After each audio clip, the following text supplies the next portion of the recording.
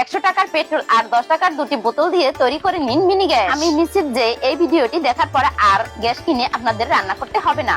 আপনি চাইলে এটি খুব সহজেই তৈরি করতে পারবেন এবং সেই গ্যাস দিয়ে আপনি সারা মাস নিশ্চিন্তে রান্না করুন। এর জন্য বোতলের গায়ে এবং কর্ক দুটো ছিদ্র করে নেব। আমি এখানে বোতল ছিদ্র করার জন্য তাতাল ব্যবহার করেছি। এই ছিদ্রগুলো অবশ্যই পাইপের আকার অনুযায়ী ছিদ্র করতে হবে, তাহলে পাইপগুলো ছিদ্র দিয়ে ঢুকাতে খুব সহজ হবে। এই কালো পাইপের মাথা বোতলটির নিচ পর্যন্ত ভরে নিতে হবে। আরেকটি পাইপ বোতলের উপর থেকে ভরে নেব।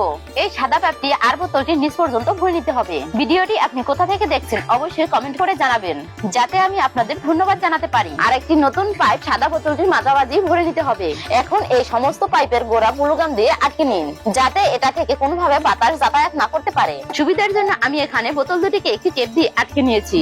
আমি এখানে সাদা বোতলটিতে অর্ধেক পরিমাণে জল ভরে নিয়েছি। ততক্ষণে আমার ভিডিওতে যারা লাইক কমেন্ট শেয়ার দিয়েছেন তাদেরকে অসংখ্য ধন্যবাদ।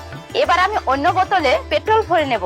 এখানেও আমি অর্ধেকটা পরিমাণে পেট্রোল ভরে নিয়েছি। তারপরে মুখ দুটো ভালোভাবে আটকে দিন। এখন আমাদের একটি পাম্প মোটর লাগবে।